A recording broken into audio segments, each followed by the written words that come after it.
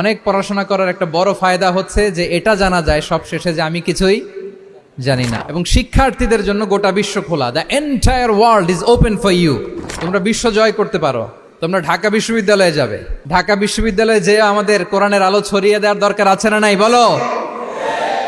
তোমরা চট্টগ্রাম বিশ্ববিদ্যালয়ে যাবে, তোমরা অক্সফোর্ডে যাবে, তোমরা এমআইটিতে যাবে, তোমরা হার্ভার্ডে যাবে। তুমি জানোই না যে আল্লাহ তাআলা তোমাকে দিয়ে কোন খেদমত নিতে পারে।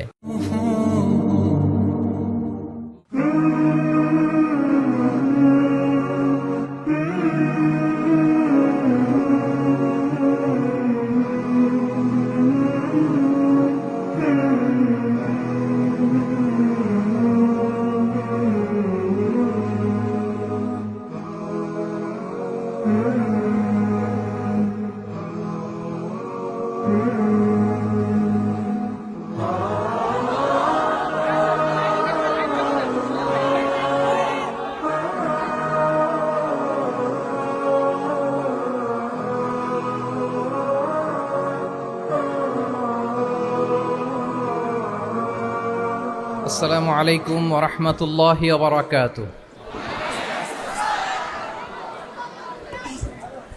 নাহমাদুহু ওয়া নুসাল্লি আলা রাসূলিহিল কারীম। আম্মা বা'দু ফাআউযু বিল্লাহি মিনাশ শাইতানির রাজীম। বিসমিল্লাহির রাহমানির রাহিম। আফালা ইয়াতাদাব্বারুনাল কুরআন আম আলা কুলুবিন আকফালুহা।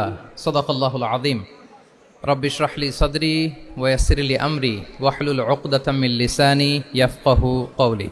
তানজিমুল উম্মাহ ফাউন্ডেশন কর্তৃক আয়োজিত 13তম হিফজুল কোরআন অ্যাওয়ার্ডের আজকের এ চমৎকার আয়োজনে, এ চমৎকার অনুষ্ঠানে আপনারা যারা উপস্থিত হয়েছেন আপনাদের সবাইকে জানাচ্ছি আন্তরিক শুভেচ্ছা এবং মোবারকবাদ। আহলান ওয়া সাহলান ওয়া মারহাবান বিকুম ফি হাযাল লিকা আত-তাইয়্যিব আল মুবারাক। আমি শুরুতেই আল্লাহ রাব্বুল ইজ্জা ওয়াল জালালের দরবারে শুকরিয়া জ্ঞাপন করছি, যিনি আমাদেরকে এরকম চমৎকার একটি বরকতময় প্রোগ্রামে একত্রিত করেছেন। আমরা সবাই পড়ছি কালিমাতু শুকর আলহামদুলিল্লাহ। আল্লাহ তাআলার দরবারে শুকরিয়া জ্ঞাপনের পাশাপাশি আমি আজকের প্রোগ্রামের যারা অর্গানাইজার, আয়োজক, তাদেরকে অন্তরের অন্তঃস্থল থেকে শুকরিয়া জানাতে চাই। এরকম চমৎকার প্রোগ্রামে আমাকে ইনভাইট করবার জন্য আমি অত্যন্ত সম্মানিত বোধ করছি। এরকম চমৎকার একটি কোরআনের প্রোগ্রামে অংশগ্রহণ করার সুযোগ পেয়ে আজকের প্রোগ্রামে উপস্থিত আছেন তানজিমুল উম্মাহ ফাউন্ডেশনের সম্মানিত পরিচালনা পর্ষদ, উপস্থিত আছেন তানজিমুল উম্মাহ ফাউন্ডেশনের সম্মানিত শিক্ষকবৃন্দ, শুভাকাঙ্ক্ষীবৃন্দ, অভিভাবক মণ্ডলী এবং হেফজ কমপ্লিট করা শিক্ষার্থী বন্ধুরা, সাংবাদিক বন্ধুরা, ভলান্টিয়ার্স, আমি সবাইকে আবারও অন্তরের অন্তঃস্থল থেকে শুভেচ্ছা জানিয়ে শুরু করছি। শুরুতে আমি আজকের প্রোগ্রামের যারা মধ্যমণি, যারা হুফাজুল কোরআন, যারা অ্যাওয়ার্ড রিসিভ করেছে তাদেরকে আমি অফিসিয়ালি কংগ্রেচুলেট করতে চাই, অভিনন্দন জানাতে চাই যে তোমরা অনেক বড় একটি অর্জন ইতিমধ্যে সম্পন্ন করেছো, আলহামদুলিল্লাহ। এটা একটা হিউজ মাইলস্টোন। এটা যে কত বড় একটা নেয়মা বা সৌভাগ্য এটা কল্পনা করা যায় না।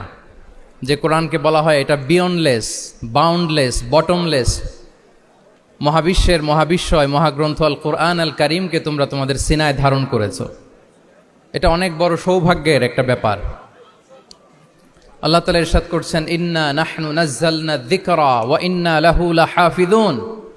নিশ্চয় আমি এই কোরআনকে নাজিল করেছি এবং এই কোরআন আল কারীমকে সংরক্ষণের দায়িত্ব আমি নিজেই নিয়েছি।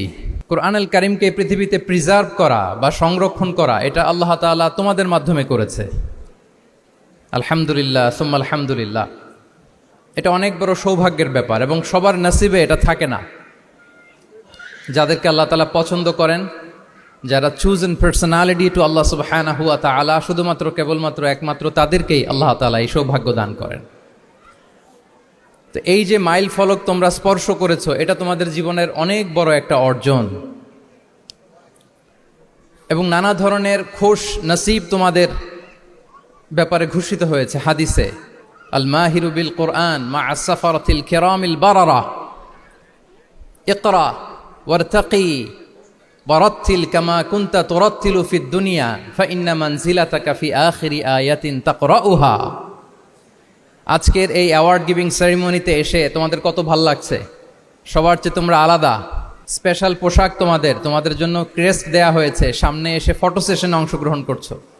এর চেয়েও অনেক বড় একটা কনফারেন্সে, এর চেয়েও অনেক বড় একটা কনভেনশন হলে, এর চেয়ে অনেক বড় আয়োজন করে সেদিন তোমাদেরকে বলা হবে ইকরা, ওয়ারতাকি ওয়ারাত্তিল কামা কুনতা তুরাত্তিলু ফিদ দুনিয়া, পড়ো ধীর স্থির ভাবে পড়ো, যেমনি দুনিয়াতে পড়তে তার তিলের সাথে। ঠিক যতটুকু পড়বে ততটুকু করবা, আল্লাহর সান্নিধ্য তোমরা পাবে। যতটুকু পড়বে ঠিক ততটুকু জান্নাতে তোমাদের ভবনগুলো উঁচু হতে থাকবে। আল্লাহু আকবার। এখন তোমাদের কেমন ফিল হচ্ছে? এই দুনিয়াতেই যদি এত চমৎকার অ্যাওয়ার্ড গিভিং সেরিমনিতে তোমাদেরকে সম্মান দেওয়া হয়, সেদিনের সেই প্রোগ্রামে যদি তোমরা অংশগ্রহণ করতে পারো, কেমন লাগবে তোমাদের বলো? ভাল লাগবে সেদিন? আমরা সেদিনের সেই মাহেন্দ্র ক্ষণে যেন আমরা রিওয়ার্ডেড হতে পারি, পুরস্কৃত হতে পারি, সেই প্রত্যাশা আমরা আল্লাহর কাছে রাখছি। আমরা সবাই পড়ছি আল্লাহুম্মা আমিন। তো এই যে বিশাল এক কর্মযজ্ঞ তোমরা শেষ করেছো, আল্লাহর কালামকে তোমরা হেফজ করেছো, এখানেই শেষ নয়। This is just beginning. এটা কেবল শুরু। এটা কেবল কি? এটা কেবল শুরু। এই যে মাইল ফলক তোমরা স্পর্শ করেছো, এরপরে অনেক দূর তোমাদেরকে যেতে হবে। মাইলস টু গো, অনেক দূর যেতে হবে। এখন যেটা তোমাদের করতে হবে, কনসিস্টেন্ট রিভিশনে থাকতে হবে, মোরাজা করতে হবে এই কোরআনকে। এই কোরআনকে হেফজ করে ফেলা এটা সহজ, কিন্তু এটাকে টিকিয়ে রাখা বড্ড কঠিন।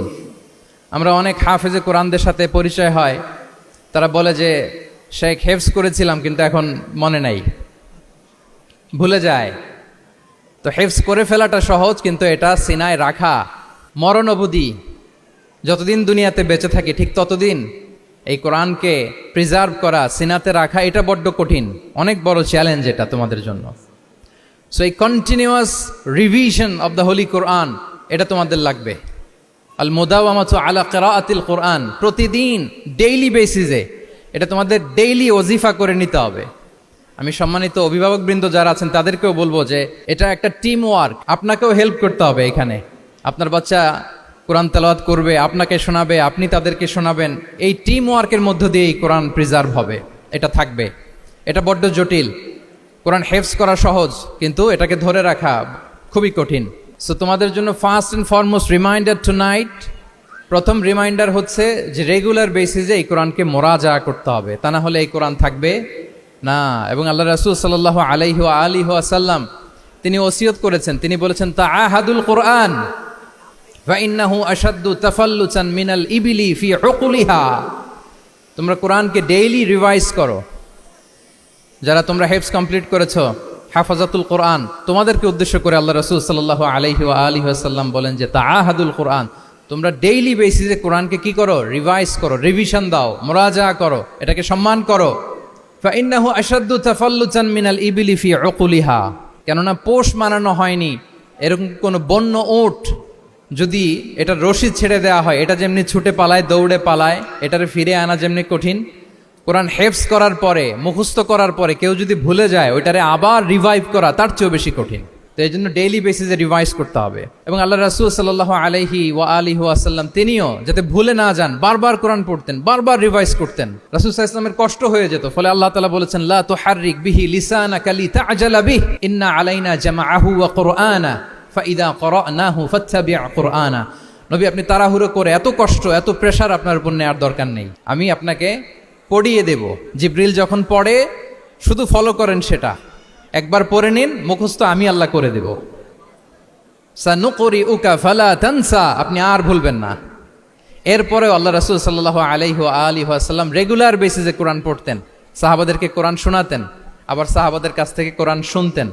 সো এই কোরআনকে যদি তোমরা তোমাদের সিনায় আজীবনের জন্য রেখে দিতে চাও সযত্নে, তোমাদেরকে রিভিশন দিতে হবে। এখন খুব বেশি বেশি revise and revise, revise after revise তোমাকে দিতে হবে। এবং সারা বছর কোরআনের যতটুকু নাজিল হতো, আল্লাহ রাসূল সাল্লাল্লাহু আলাইহি ওয়া আলিহি ওয়াসাল্লাম রমাদান আল মুবারাকে জিবরিল আলাইহিস সালামের সাথে রিভিশন করতেন। সারা বছর যা নাজিল হলো, এটা আল্লাহ রাসূল সাল্লাল্লাহু আলাইহি ওয়াসাল্লাম জিবরিল আলাইহিস সালামকে শোনাতেন, আবার জিবরিল আলাইহিস সালাম আল্লাহ রাসূল সাল্লাল্লাহু আলাইহি ওয়াসাল্লামকে অতটুকু শোনাতেন। যে বছর তিনি ইন্তেকাল করবেন, ওই বছর দুইবার তিনি গোটা কোরআনকে জিবরিল আলাইহিস সালামের সামনে পেশ করেছেন, শুনিয়েছেন। আবার জিবরিল আলাইহিস সালাম দুইবার আল্লাহর হাবিব সাল্লাল্লাহু আলাইহি ওয়া আলিহি ওয়াসাল্লামকে শুনিয়েছেন। আল্লাহু আকবার। তাহলে এটাই হচ্ছে সুন্নাহ। তিনি তো পৃথিবীর প্রথম হাফেজ নাকি? আল্লাহ রাসূল সাল্লাল্লাহু আলাইহি ওয়াসাল্লাম প্রথম হাফেজ ছিলেন না? উনি রেখেছেন কিভাবে কোরআনকে? প্রিজার্ভ করেছেন কিভাবে? রিভিশনের মাধ্যমে, রিভিশন অ্যান্ড রিভিশন। তাহলে the first and foremost reminder for tonight in this ceremony for all of you today, you have to revise a lot, you have to recite a lot. প্রতিদিন recite করতে হবে, প্রতিদিন revise দিতে হবে। এটা আমাদের মনে থাকবে তো নাকি? শিক্ষার্থী বন্ধুরা আওয়াজ করো, মেক এ নয়েজ, মনে থাকবে ইনশাআল্লাহ বিইذনিল্লাহ। তাহলে প্রথম কাজ হচ্ছে আমাদেরকে রিভাইজ করতে হবে। পাশাপাশি এই যে 114 সূরা তোমরা এই সিনার ভিতরে নিয়ে নিলা, মুখস্থ করে ফেললা, আল্লাহ তাআলা যা বলার তিনি সব এই কোরআনে বলে দিয়েছেন, নতুন করে আর কিছু বলবেন না। এটা তো দ্য লেটেস্ট রিভিলেশন, এরপরে আর কোনো ওহী আসবে না, প্রত্যাদেশ আসবে না। ফলে আল্লাহ তাআলা আমাদেরকে যা বলার সব বলে দিয়েছেন। মুখস্থ করার বড় কাজ এখন যেহেতু শেষ, এবার আমরা বোঝার জন্য উঠে পড়ে লাগবো। কোরআনকে বুঝতে হবে আমাদের মাতৃভাষায়। এই কোরআনের মর্মবাণী, মর্মার্থ, আল্লাহ তাআলা কি ডুজ এন্ড ডোন্টস আমাদের জন্য দিয়েছেন, কি করা যাবে কি করা যাবে না সব তিনি বলে দিয়েছেন। এটা আমাদেরকে বুঝতে হবে। আমরা গত বছর একটা বই লিখেছি এক নজরে কোরআন নামে। আমরা খুব সহজে 114 সূরার সামারি, সিনপসিস এই বইটিতে নিয়ে এসেছি। ফলে কেউ কোরআনের বঙ্গানুবাদ পড়ার আগে বা তাফসির পড়ার আগে যদি এক নজর এই বইটাতে একটু চোখ বোলায়, একটু গো থ্রু করে, তার জন্য কোরআন বোঝাটা একেবারে সহজ হয়ে যাবে ইনশাআল্লাহ বিইذনিল্লাহ। এই বই ছাড়াও আরো অনেক অনেক বই সম্মানিত লেখকরা তারা লিখেছেন। আমরা যেন কোরআনের সাথে নিজেদের অ্যাটাচমেন্ট বাড়াই, মাতৃভাষায় যেন আমরা কোরআনকে বুঝি, আমরা কোরআনের অনুবাদ যেন ডেইলি বেসিসে পড়ি, কোরআনের সহজ সরল যে তাফসির আছে এই তাফসিরগুলো যেন আমরা পড়ি। এটাকে বলে তাদাব্বুর। যে আয়াত দিয়ে আমি শুরু করেছি, আফালা ইয়াতাদাব্বারুনাল কোরআন আম আলা কুলুবিন আকফালুহা, আল্লাহ বলছেন তারা কি গভীর মনোযোগের সাথে কোরআন পড়বে না, উইথ ভাস্ট কনসেন্ট্রেশন, খুব ধ্যানমগ্নতার সাথে খুব মনোযোগ দিয়ে কি তারা কোরআন পড়বে না, নাকি তাদের হৃদয়ে তালা ঝুলে আছে? আমাদের হৃদয়ের জং ধরা তালা যদি আমরা খুলতে চাই, এটা আনলক করতে হবে আল কোরআন আল কারীম দিয়ে। তাহলে প্রথম রিমাইন্ডার হচ্ছে রিভিশন। আমার প্রিয় হাফেজ ভাই এবং বোনেরা, আমরা যেন রিভিশন দেই বেশি বেশি। 2 নম্বর কথা হচ্ছে আমরা যেন কোরআনের মর্মবাণী বাংলায় বুঝবার চেষ্টা করি, কোরআনের তাফসির যেন আমরা পড়ি, আমরা যেন তাদাব্বুরে কোরআন করি, কোরআনের যে রিফ্লেকশনগুলো আছে এগুলো যেন আমরা ধারণ করতে পারি। তাদাব্বুর শব্দটা বেসিক্যালি এসেছে আরবি শব্দ দুবুর থেকে। দুবুর, দুবুর শব্দের অর্থ হচ্ছে পেছন, যে কোনো জিনিসের পেছনকে বলে, আমাদের পেছনটাকেও বলে দুবুর। তো তাদাব্বুরে কোরআন মানে হচ্ছে কোরআনের যে বাহ্যিক আয়াতের যে অর্থ, এর পেছনের যে গল্পটা, পেছনের যে রহস্য, এই আয়াতের পেছনের যে রহস্য, এটাকে উদ্ঘাটন করার চেষ্টা করা, আত্মনিমগ্ন হওয়া কোরআনের রহস্য উন্মোচনের জন্য, ধ্যানমগ্ন হওয়া, খুব গভীর মনোযোগ দিয়ে with vast concentration and attention কোরআনকে পড়াকে বলে তাদাব্বুরে কোরআন। তাহলে রিভিশনের পাশাপাশি আমাদেরকে তাদাব্বুরে কোরআন করতে হবে। কি পারা যাবে তো ইনশাআল্লাহ? এই কোরআন যে তোমাদেরকে কোথায় নিয়ে যাবে তুমি জানোই না, তোমার কোনো আইডিয়াই নাই এই যে কোরআন তোমাদেরকে কোথায় নিয়ে যেতে পারে। এবং শিক্ষার্থীদের জন্য গোটা বিশ্ব খোলা, the entire world is open for you. তোমরা বিশ্ব জয় করতে পারো, তোমরা ঢাকা বিশ্ববিদ্যালয়ে যাবে, তোমরা চট্টগ্রাম বিশ্ববিদ্যালয়ে যাবে। এই যে তোমাদের এক বড় ভাই বসে আছে, ডাকসুর ভিপি সাদিক কায়েম, ঢাকা বিশ্ববিদ্যালয়ে যে আমাদের কোরআনের আলো ছড়িয়ে দেওয়ার দরকার আছে না নাই বলো? তোমরা অক্সফোর্ডে যাবে, তোমরা এমআইটিতে যাবে, তোমরা হার্ভার্ডে যাবে, আমি হার্ভার্ডে গিয়েছি, এমআইটিতে গিয়েছি, তোমরা ইয়েল ইউনিভার্সিটিতে যাবে, সেখানে যে কোরআনের আলো ছড়িয়ে দিবে ইনশাআল্লাহ বলি সবাই। তাহলে শিক্ষার্থীদের জন্য গোটা বিশ্ব খোলা। তুমি জানোই না যে আল্লাহ তাআলা তোমাকে কোথায় নেবে। খুত্তাতুল্লাহি আ'যামু মিন খুত্তাতিকুম, আল্লাহর প্ল্যান তোমার প্ল্যানের চাইতে অনেক অনেক বড়। তুমি জানোই না যে আল্লাহ তাআলা তোমাকে দিয়ে কোন খেদমত নিতে পারে। সো আমরা যেন তাদাব্বুরে কোরআন করি, কোরআনে যে আল্লাহ জেমসগুলো দিয়েছেন এগুলোর সাথে নিজেদের অ্যাটাচমেন্ট যেন আমরা বাড়াই, একটু একটু করে যেন পড়ি। এবং সাহাবা রিদওয়ানুল্লাহি তাআলা আলাইহিম আজমাইন, ওনাদের হ্যাবিট এটাই ছিল, ওনারা তাড়াহুড়ো করে কোরআন পড়তেন না, একটু একটু করে পড়তেন। তোমাদের তো 2 বছর কিংবা 3 বছরে হেফজ শেষ হয়ে যাওয়ার কথা নাকি? তাদের কয় বছর লেগেছে হেফজ করতে? 3 বছর। আচ্ছা, তোমরা কি জানো ওমরে ফারুক রাদিয়াল্লাহু তাআলা আনহু উনি সূরা বাকারা হেফজ করতে সময় নিয়েছিলেন 12 বছর। ওনাদের অভ্যেস ছিল তারা তাদাব্বুরে কোরআন করে করে আগাতেন। 10 আয়াত পড়তেন, এটাকে মুখস্থ করতেন, এটার অর্থ বুঝতেন, এটার উপর আমল করতেন, এটাকে ধারণ করতেন, এটার উপর সাধনা করতেন, এটারে ডাইজেস্ট করা শেষ, এরপরে 10 আয়াত, আবার একই সিস্টেমে 10 আয়াত পরে এরপরে 10 আয়াত। এভাবে সূরা বাকারা শেষ করতে উনি সময় নিয়েছিলেন কয় বছর? 12 বছর। এবং যেদিন সূরা বাকারা কমপ্লিট করেছিলেন ওদিন উট জবাই করে সবাইকে খাইয়েছিলেন। সুবহানাল্লাহ বিহামদি। ওনারা কোরআন জানাটাকে সেলিব্রেট করতেন। আল্লাহু আকবার। সো আমরা যেন তাদাব্বুরে কোরআন করি। তাহলে আমার রিমাইন্ডারগুলো খেয়াল রাখতে হবে। 1 নম্বরে কি বলেছি? Revision. Let's say all together. 1 নম্বরে কি ছিল? রিভিশন। 2 নম্বরে তাদাব্বুরে কোরআন। সবাই বলি 2 নম্বরে কি ছিল? তাদাব্বুরে কোরআন, বুঝে বুঝে কোরআনের মেসেজগুলোকে হৃদয়ঙ্গম করা, একটু একটু করে হৃদয়ঙ্গম করা, একবারে সব না। কারণ কোরআন নাজিলও হয়েছে একটু একটু করে। হাসাবা হাওয়াইজিল বাশার, মানুষের যত প্রয়োজন ছিল প্রয়োজনের প্রেক্ষাপটে চাহিদার আলোকে একটু একটু করে 23 বছরের লং পিরিয়ড অফ টাইমে কোরআন নাজিল হয়েছে। কোরআন কিন্তু তাওরাত, জাবুর, ইনজিলের মতো, তাওরাতের মতো, জাবুরের মতো কিন্তু কোরআন একবারে নাজিল হয়ে যায়নি। তাওরাত, জাবুর কিন্তু একবারে এট এ টাইমে নাজিল হয়েছে, কিন্তু কোরআন নাজিল হয়েছে কত বছরের সময় নিয়ে? 23 বছর, 23 ইয়ার্স। 23 বছরের লং পিরিয়ড অফ টাইম নিয়েছে। গারে হেরাতে প্রথমে শুরু, মক্কা থেকে প্রায় 10 কিলোমিটার উত্তর পূর্বে 634 মিটার উঁচু প্রথমে নাজিল হলো ইকরা বিসমি রাব্বিকাল্লাযী খালাক, read in the name of your lord who has created, পরে তোমার প্রভুর নামে যিনি শিখিয়েছেন। এই তো নাজিল হতে লাগলো, কখনো মক্কায়, কখনো মদিনায়, কখনো ঘরে, কখনো বাইরে, কখনো মরুভূমিতে, কখনো বাজারে, কখনো যুদ্ধের ময়দানে। রাসূল যেখানে, সাথে সাথে কোরআনও সেখানে, একটু একটু করে। আল্লাহ রাসূল সাল্লাল্লাহু আলাইহি ওয়া আলিহি ওয়াসাল্লাম উনি ওনার জীবনে, পরিবারে, সমাজে যখনই কোনো সংকটের মুখোমুখি হয়েছেন তখনই সমাধান হয়ে হাজির হয়েছে কোরআন। সুবহানাল্লাহ বিহামদিহি। যখনই সংকট তখনই কি? কোরআন।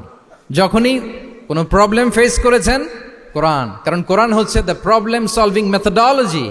যখনই সমস্যা, সমাধান নিয়ে হাজির হয়েছে কোরআন। তাহলে আমরা যেন তাদাব্বুরে কোরআন করি। পৃথিবীর সবচাইতে ইন্টারেক্টিভ বুক এটা, একটু একটু করে নাজিল হয়েছে, খুবই জীবন ঘনিষ্ঠ।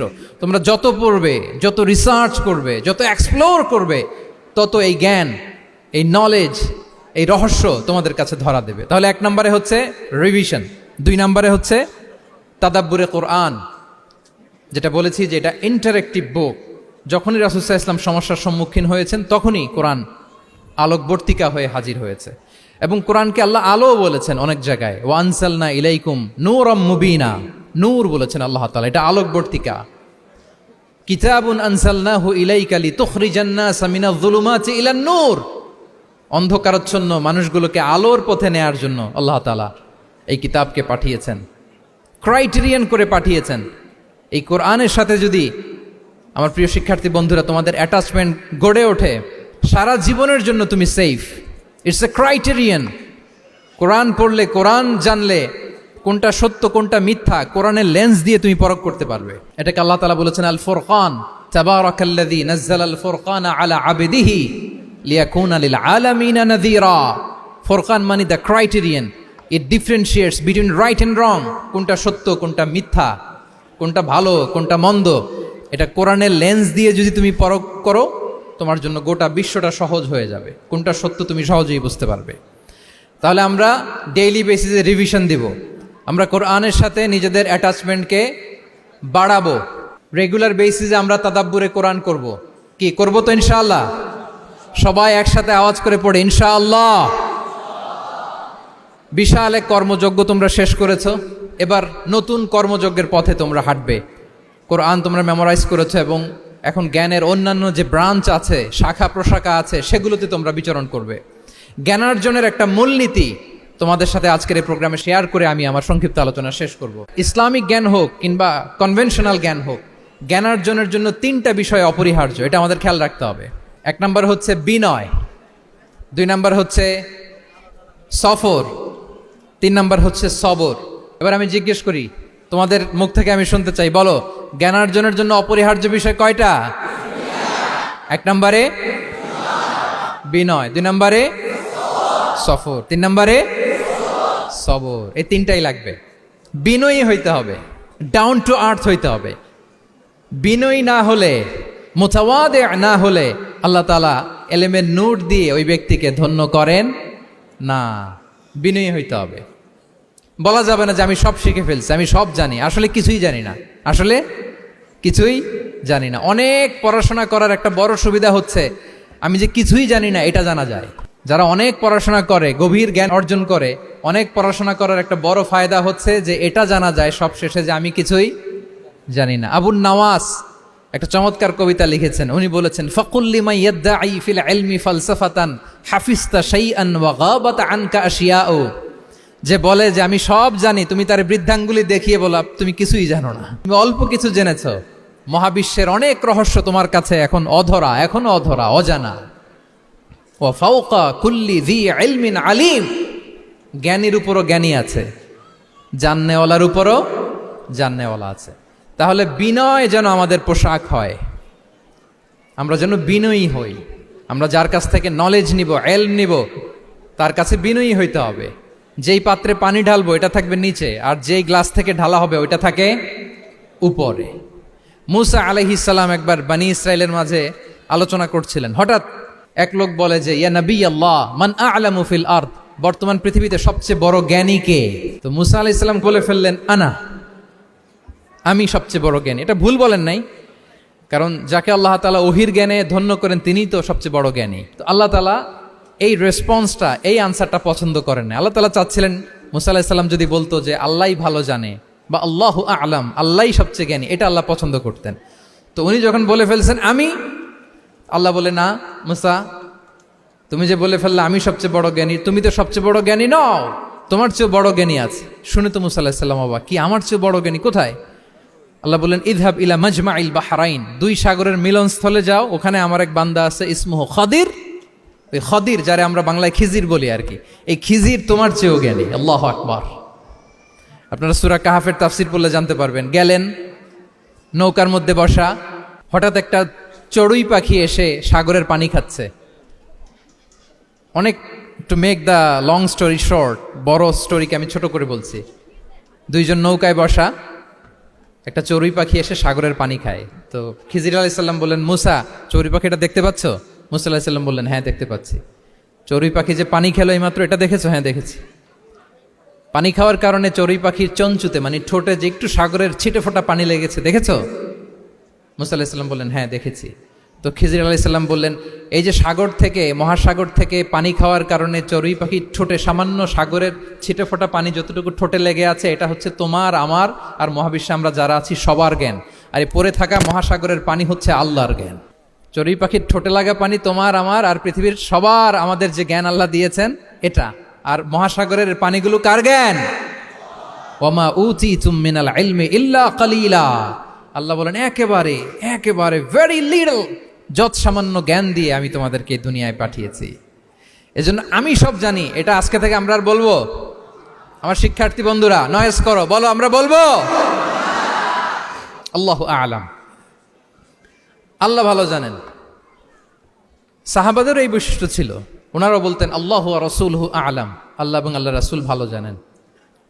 এবং আমাদের ক্লাসিক স্কলারদের এই বৈশিষ্ট্যটা ছিল, অনেক প্রশ্নের উত্তর ওনারা দিতেন না। আমাদেরকে তো প্রশ্ন করলে আমরা হুটহাট উত্তর দিয়ে দিই। অন অ্যান অ্যাভারেজে 10টা প্রশ্ন করলে ইমাম মালিক এর মধ্যে অধিকাংশ প্রশ্নের উত্তরে বলতেন আনা লা আ'লাম, আমি জানি না। আমি জানি না এটা যখন আমরা বলতে শিখি, তখনই বেসিক্যালি আমরা নলেজেবল হয়ে উঠি, জ্ঞানী হয়ে উঠি। তাহলে জ্ঞানার্জনের জন্য অপরিহার্য কয়টা বিষয় বলেছিলাম, মনে আছে না? ঘটনা শুনতে শুনতে কয়টা মোট? 1 নম্বরে বিনয়। আমরা বিনয়ী হব। আওয়াজ করে বলি আমরা কি হব? আমরা বিনয়ী হব। এই যে আমরা কোরআন হেফজ করলাম, এরপরে তুমি যদি বুখারী হেফজ করো, মুসলিম হেফজ করো, এটা তোমার বাহ্যিক জ্ঞান অর্জন হয়েছে। জ্ঞানের দুইটা সাইড, একটা ইন্টারনাল নলেজ আর একটা হচ্ছে এক্সটার্নাল নলেজ। বাহ্যিক জ্ঞান এটা হয়েছে, আরেকটা আছে ইন্টারনাল নলেজ, এটাকে বলে অন্তর্নিহিত জ্ঞান। ইলমে লাদুন্নি ওয়া আল্লামনাহু মিন লাদুন্না ইলমা। এইটা শুধু কোরআন হেফজ করলেই হয় না, এটা কোরআন পড়ার পরে, হাদিস পড়ার পরে, এগুলোর উপর আমল করার পরে, বছরের পর বছর সাধনা করার পরে আল্লাহ তাআলা কোনো ব্যক্তিকে ইলমের নূর দেন। এটা এত সহজ না। আমরা এক্সটার্নাল নলেজ, বাহ্যিক জ্ঞান খুব সহজেই রিসিভ করতে পারি, কিন্তু ইন্টারনাল নলেজ, যেটা অন্তর্নিহিত জ্ঞান, যেটা তোমার দূরদৃষ্টি বাড়াবে, তোমার ফেরাসাত বাড়াবে, তোমার বিচক্ষণতা বাড়াবে, তোমার ফারসাইটেডনেসকে বাড়াবে, ওই অন্তর্নিহিত জ্ঞানের জন্য বছরের পর বছর সাধনা করতে হয়। সো আমরা যেন বিনয়ী হই, এটা হচ্ছে নাম্বার 1। 2 নাম্বার কি বলেছিলাম? সফর। ফানজুরু কাইফা কানা আকিবাতুল মুকাজ্জিবিন। আল্লাহ বলে সফর করো, সিরু ফিল আরদ, ট্রাভেল করো। ট্রাভেল করলে তোমার চোখ খুলে যাবে। তুমি যদি পেট্রাতে যাও, জর্ডানের পেট্রায়, তোমার চোখ খুলে যাবে। তুমি যদি ফেরাউনের লাশ দেখে আসো, তুমি অবাক হয়ে যাবে। তুমি যদি জর্ডানের ডেড সি ঘুরে আসো, তুমি অবাক হয়ে যাবে। 1000টা বই পড়ে তুমি ওই জ্ঞান অর্জন করতে পারবে না, যেই জ্ঞান তুমি ট্রাভেলিং করে অর্জন করতে পারবে। তাহলে ভ্রমণ করতে হবে। আর 3 নম্বরে কি বলেছিলাম? সবর, মানে হার্ড ওয়ার্কিং হইতে হবে। পরিশ্রমের কোনো বিকল্প নাই। There is no alternative to be hard working. কোনো বিকল্প নেই, হার্ড ওয়ার্ক তোমাকে করতেই হবে, এটাই সবর। এই 3টা প্রশিক্ষণই আল্লাহ তাআলা মুসা আলাইহিসসালামকে দিয়েছিলেন। লম্বা ঘটনা, তিনি খিজির আলাইহিসসালামের সাথে সফরও করেছেন, ওনার কাছে যে বিনয়ী হয়েছেন, তারপরে বারবার উনি ধৈর্যহারা হয়ে যাচ্ছিলেন, আল্লাহ ধৈর্যেরও পরীক্ষা নিয়েছেন। তাহলে বিনয়, সফর এবং সবর, এই 3টা জিনিস জ্ঞানার্জনের জন্য অপরিহার্য। এই ফিচারগুলো দিয়ে, এই ক্যারেক্টারিস্টিক্সগুলো দিয়ে যেন আল্লাহ তাআলা আমাদেরকে ধন্য করে। আমরা সবাই পড়ি আমিন। আমরা আল্লাহর কোরআনকে যেভাবে হৃদয়ে ধারণ করতে পেরেছি, আমরা যেন কোরআনের তাদাব্বুরের মধ্য দিয়ে, কোরআনের রিফ্লেকশনগুলোর সাথে নিজেদের অ্যাটাচমেন্ট বাড়ানোর মধ্য দিয়ে আলোকিত মানুষ হতে পারি। আল্লাহ তাআলা আমাদেরকে তৌফিক দান করুক। আমি আবারও তানজিমুল উম্মাহ ফাউন্ডেশনকে অন্তরের অন্তঃস্থল থেকে শুভেচ্ছা জানিয়ে, এবং তোমাদের যে এই চমৎকার সাফল্য, এই সাফল্যর ধারাবাহিকতা কামনা করে তোমাদের জন্য প্রাণ ঢালা অফুরান দোয়া এবং ভালোবাসা রেখে আমার সংক্ষিপ্ত আলোচনা এখানেই শেষ করছি। আল্লাহ তাআলা আমাদের সবাইকে কথাগুলো বোঝা আর আমল করার তৌফিক দান করুক। হাদা মা ইনদি ওয়াল ইলমু ইনদাল্লাহি আলাইহি তাওয়াক্কালতু ওয়া ইলাইহি উনীব। আসসালামু আলাইকুম ওয়া রাহমাতুল্লাহি ওয়া বারাকাতুহু।